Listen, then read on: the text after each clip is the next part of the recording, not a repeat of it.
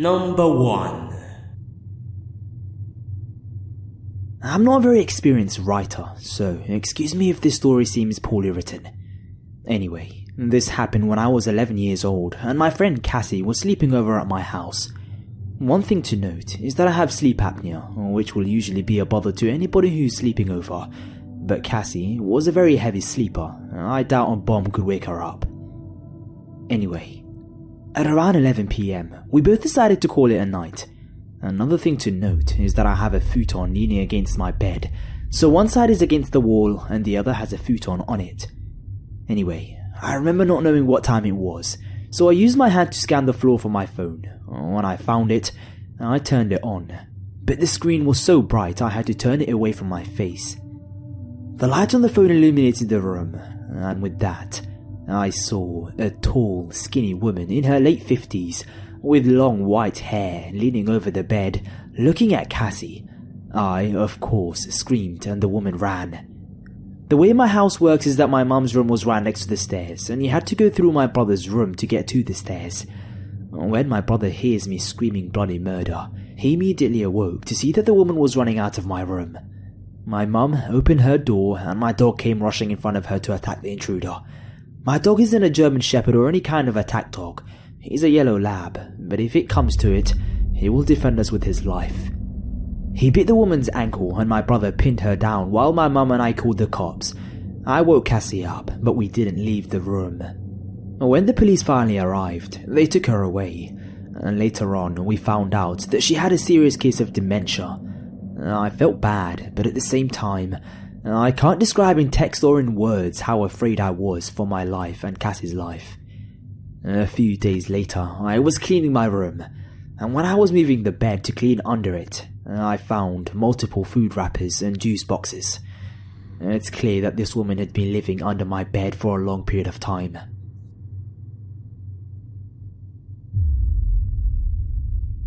Number 2. So, I'm really freaked out right now. A little background information. I'm in my late 30s, and I live in a home with my brother and my fiancée. I always feel really safe because my brother is at home at nights and he's armed to the teeth, and we have a pit bull as well who's very protective of us. So, my brother recently took a temporary high clearance security job in Arizona, so he's being put up in a hotel out there. Before he left, he showed my fiancée Rob and I how to operate one of his guns, just in case. We live in one of the safest towns in America. Nothing bad really ever happens. It's like Maybury. But with all this recent clown BS and the increase of drugs, it's better to be safe than sorry. So, this begins 2 nights ago. My fiancé goes to bed really early because he has to be up by 5 o'clock most mornings for work. So, we're in bed, me and him and the dog, and I have my headphones on and I'm watching something on my tablet. Just for your information, I snore really bad, so my poor fiancé wears earplugs. Around 11:30, my dog jolts out of a sound sleep and starts growling. She goes over to the window in our bedroom and starts growling louder, so I get up to check what's happening. I look outside and there is a man staring at me. He's very skinny and old. Grizzled grey hair, unkempt beard, vacant eyes. He looks at me and smiles, and I just about lose it. Now, my dog is straight up foaming at the mouth and barking like crazy. This finally wakes up my fiancé, and he comes over to see what's going on. The man realizes that I'm not alone and takes off running. We call the cops and they show up, and then they start looking around. They found the guy's backpack. He has a notebook with my name and my address, as well as a diagram of my freaking house. They also found beef jerky, sleeping pills, scissors, twine, electrical tape, condoms, and a rusted knife. They told me that they will be on the lookout for him, but the whole incident just really freaks me out. Update. They caught the man. Not before he tried it again though. Today, I was home alone, fiancé was working, my dog was in my room, and I had all the doors locked including the bedroom door. I drifted off for a nap when I hear someone banging on the window. The dog's going crazy. I didn't hesitate. I called 911 and the officers came right over. The operator then tells me that they caught the man running out of my gate, so I hung on the phone with her. They catch him and I guess took him in their car. Turns out that the dude was someone who I worked with years ago. He had been in my house 10 years prior during a work barbecue I hosted. He swore to the officers that he didn't mean any harm, but I beg to differ. But this explains how he knew the outline of my home. Also, 10 years ago, I had another dog. She was a mixed lab, and not the world's greatest guard dog. I'm guessing maybe he thought that I still had her. She passed away 5 years ago. Anyway, he's in jail now, and supposedly he's got tons of warrants for breaking and entering, loitering, just to name a few, in Oregon. So, the cops said that he'll probably be heading back to jail. Number 3. I've never really shared this experience with anyone except my mum, a few close friends, and my boyfriend, but I don't think they really realized how much this still impacts me. I worked a fairly entry-level office job in a mixed commercial/industrial area in my community. Because of the nature of most of the work in the area, mostly manufacturing and construction type jobs, it wasn't uncommon to see people walking around with canvas pants covered in oil and being a little dingy looking.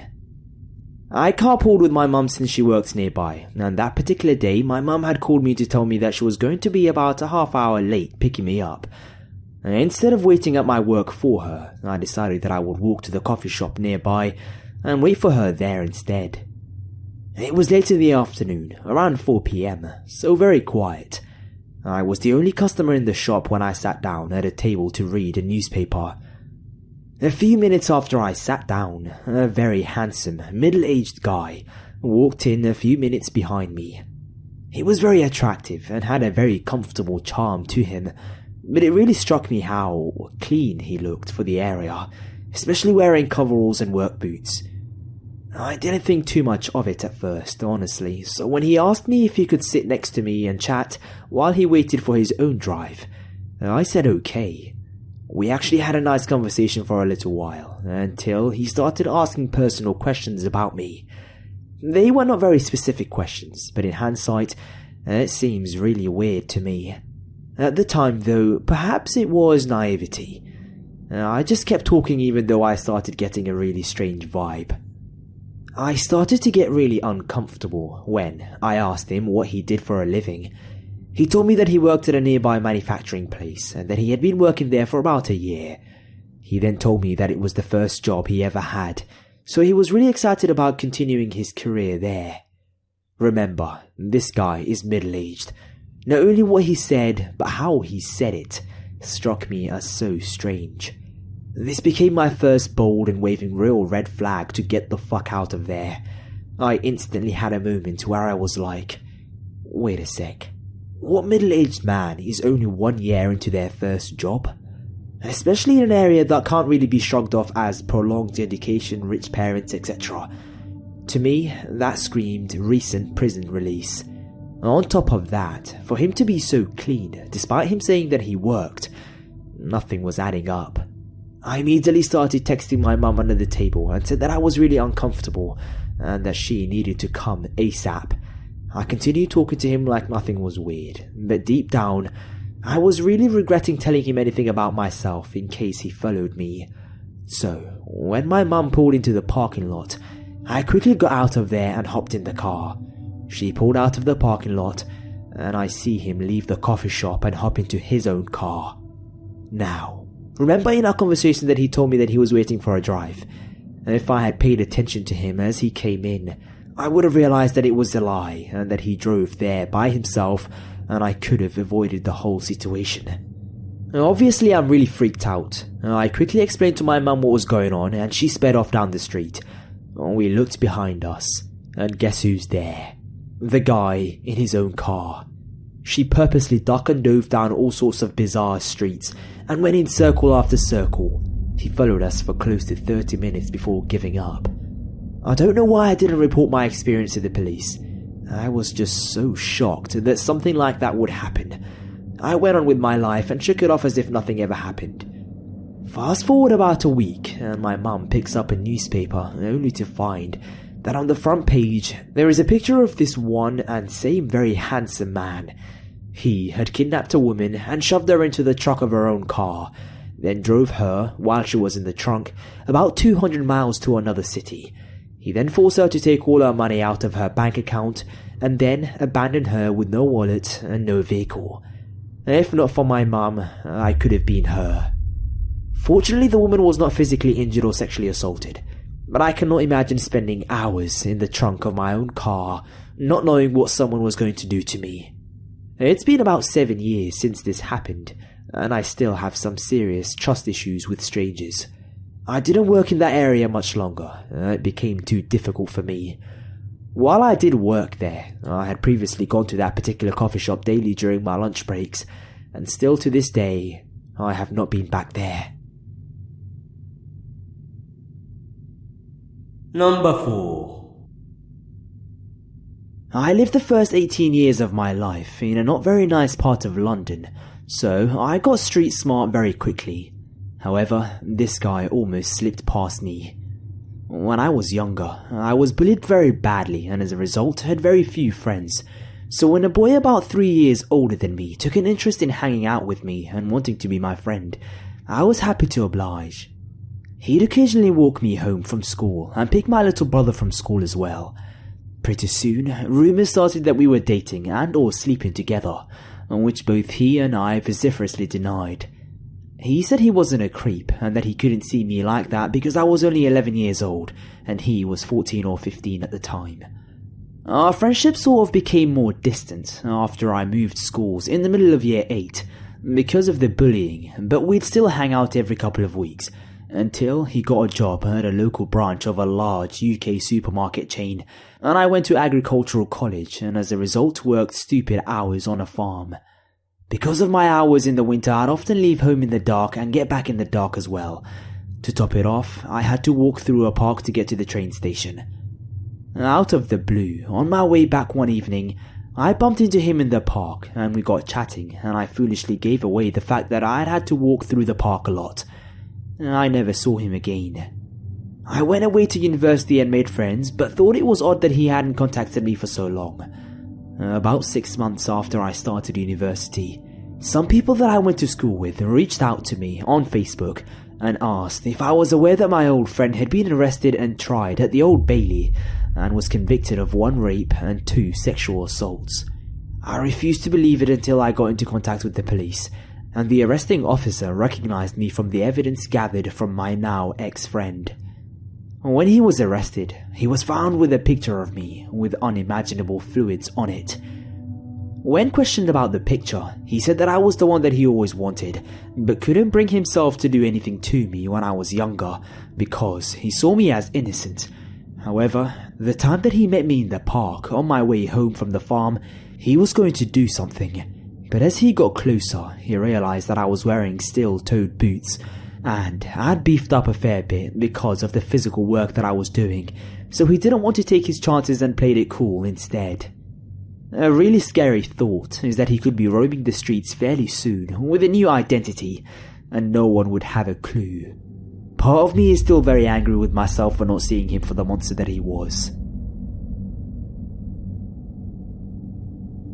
Number 5. So, basically, one night, about 2 years ago, me and 2 of my girlfriends were driving home from getting Mexican food. We saw red and blue flashlights behind us, and obviously assumed that it was the police. Amy, who was driving, didn't feel safe pulling over where we were, considering it was the middle of the night and the street we were on and the ones near us had no streetlights, so we slowed down but continued on. Ashley came to a conclusion that it couldn't be a real police car behind us, because it looked more like a shitty old small car. The car then started to speed up and passed us in the opposite lane. We then decided to call 911, and when we did, the dispatcher confirmed that there were no squad cars near our current location. She told us to stay on the phone and someone was coming to us right away. Then the car tried cutting us off and passing us again. Finally, a real police car came. We pulled over, but the other car sped off and was chased by the real police. We never found out what happened or who they were. Number 6. This is a story about the most disturbing thing that ever happened to me while delivering pizzas in high school. There are a few others, but this one stands out above the rest. I was 16 years old and just got my license, so I needed a job to pay for my car. A few of my friends were working at a local pizza delivery place in town, very close to my house, so I decided to apply and I got the job without even having to do an interview, as they were short of staff. They also hired me as a delivery driver without ever checking to see if I had a driver's license or not. I did, but I always thought it was kind of funny. About a month or two later, we were having a really busy night and I was sent off to a delivery in a fairly nice part of town the next city over. This was before GPS was common and not very reliable, so we still used maps to locate houses.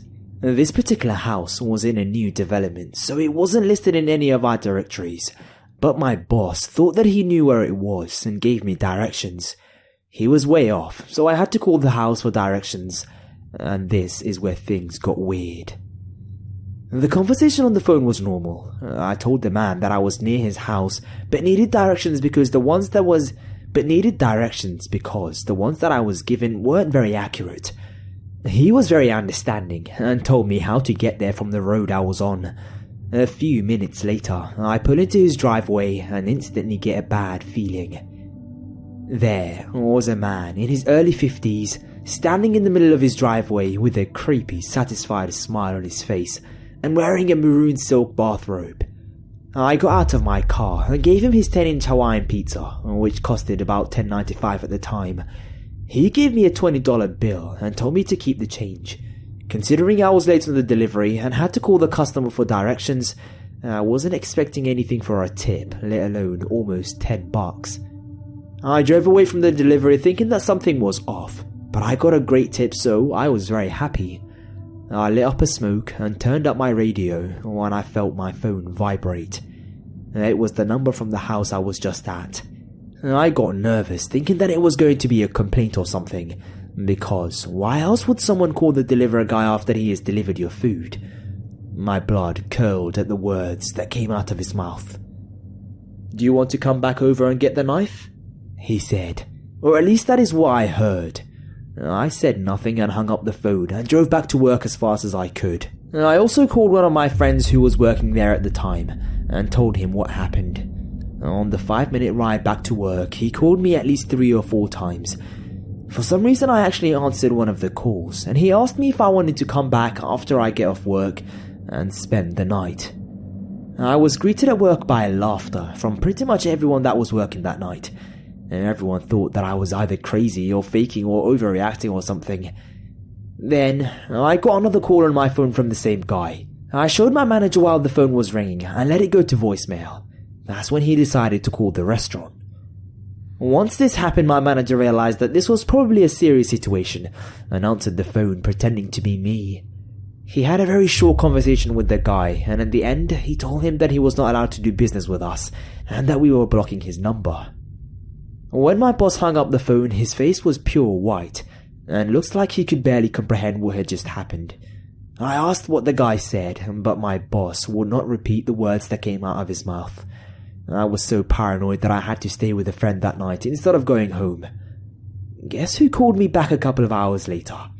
Yeah, he called, at least 10 times. For at least a week or 2 I was living in fear of being kidnapped. I was always looking at the people or cars that were around me, being paranoid that I was being watched or followed or something. It's possible that I was right because I started getting phone calls again. This is when I decided it was time to call the cops and put an end to this. I explained everything to the officer and he assured me that he would take care of the situation. Turns out that the cop did nothing. I live in a low-crime town of less than 20,000 people. This guy didn't have anything else to do that day except write some speeding tickets during the afternoon, then some DWIs in the evening. The calls kept coming and my paranoia grew. This needed to stop, so I told my boss that things hadn't improved, and he called the cops himself. An officer came down to the restaurant and took down our statements. Unlike the other officer, this man seemed visibly shaken and angered by the events that had happened. He promised me that he would personally handle the situation, and I didn't have to worry anymore. This police officer followed up on what he said, and I never heard from that creep again. And I kept that same job for about 3 years, and had nothing but great times there. Hey.